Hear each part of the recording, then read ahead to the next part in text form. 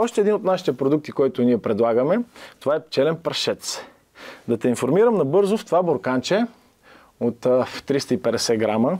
По мое скромно виждане, за да може да се добие този прашец, тук много пчелички са посетили...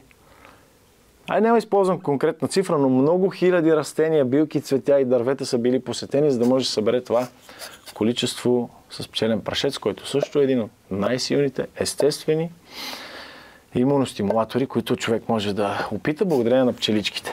Пчелният прашец е наричан храната на бъдещето. Той съдържа почти всички хранителни вещества, от които човешкото тяло има нужда. Белтъчини, аминокиселини, витамини, минерали и ензими. В 100 грама пчелен прашец има повече белтъчини, отколкото в същото количество месо, яйца или сирене. Всяко зранце прашец е уникално. Цветът, вкусът и съставът му зависят от растенията, от които пчелите са го събрали. Пчелите събират прашеца, като го залепват по крачетата си, оформяйки малки цветни топчици.